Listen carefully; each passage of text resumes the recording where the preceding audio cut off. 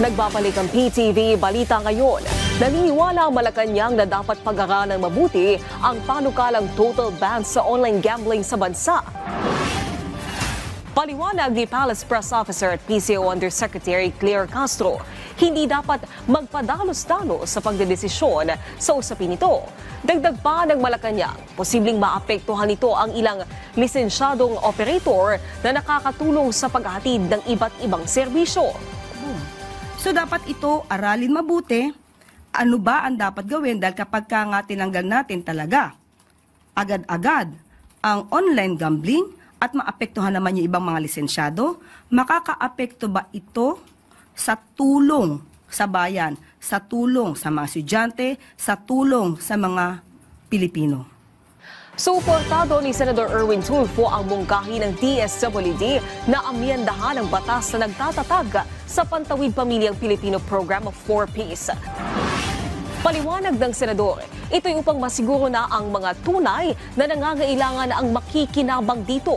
Dapat aniyang muling suriin ang listahan ng mga benepisyaryo dahil may iilang pamilya pa rin na tumatanggap ng tulong kahit bumubuti na ang kanilang pamumuhay.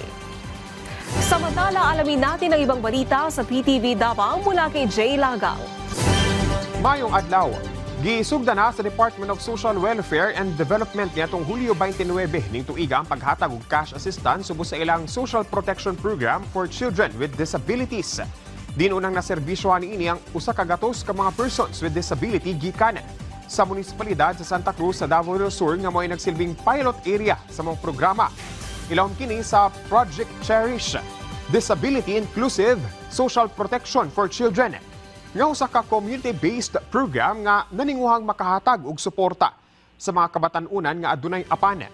Lakip na sa ilang pamilya aron nga makatabang sa ilang mga nagunang panginahanglan, ilabi na sa ilang development.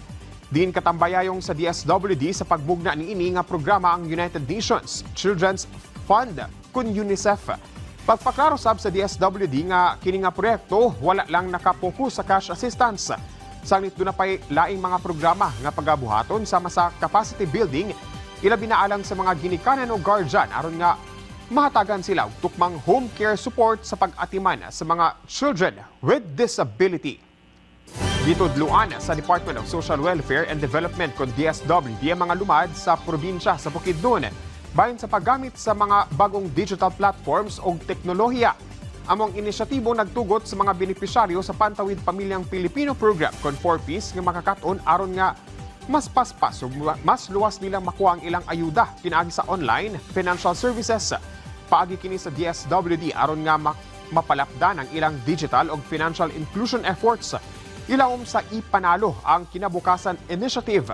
Ang iPanalo program nagtudlog financial literacy sa mga benepisyaryo aron nga masabtan nila ang paggamit sa nagkalain-laing digital platform sama sa e-wallets. Pinaagi sa paggamit og digital wallets, mas nakatipid sa pamasayog oras sa mga benepisyaryo nga anaa sa mga lagyong lugar. Kay dili na sila kinahanglang mobiyahe aron nga kuhaon ang ilang ayuda sa bangko o ATM. Inubanan sa rollout sa programa 207 ka mga mobile phones ang gipanghatag sa tabang sa usa ka telecommunications company alang sa mga 4Ps IPs beneficiaries.